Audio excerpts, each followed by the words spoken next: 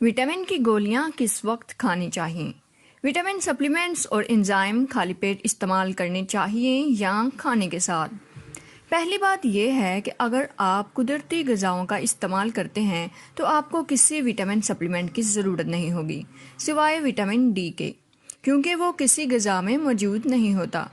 हमेशा कोशिश करें कि हेल्दी ऑर्गेनिक डाइट इस्तेमाल करें और प्रोसेस फूड से परहेज़ करें।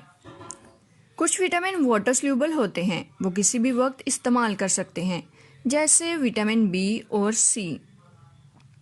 मगर बिनफोटामिन B1 विटामिन फैट स्ल्यूबल है, इसलिए ये सिर्फ खाने के साथ लेना चाहिए। ये बेहतरीन सिंथेटिक विटामिन है, ख़ास तौर पर ये न्यूरोपैथी में इस्तेमाल होता है। इसके अलावा जो नेचुरल हर्बल हैं जैसे हल्दी, लहसुन, अदरक और काली मिर्च वगैरह, जब भी इस्तेमाल करें कोई साइड इफ़ेक्ट नहीं होता।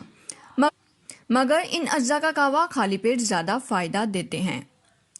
अब वो एंजाइम जो खाली पेट इस्तेमाल करने हैं, मैग्नीशियम और पोटाशियम हमेशा खाली पेट इस्तेमाल करने चाहिए। इसके साथ तमाम इलेक्ट्रोलाइट और प्रोबायोटिक्स भी खाली पेट इस्तेमाल करें ताकि अच्छी तरह ऑब्जर्व हों। खाली पेट का मतलब कि खाने से 1 घंटा पहले।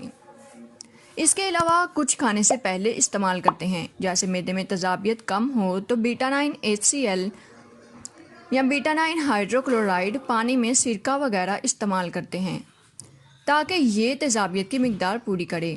गुर्दे की पथरी या पित्ते की बीमारी के लिए प्योरीफाइड बॉयल साल्ट दी जाती है, ये सिर्फ खाने के बाद इस्तेमाल की जाती है। फैट स्ल्यूबल विटामिन खाने के बाद या फैट के साथ इस्तेमाल किया जाता है।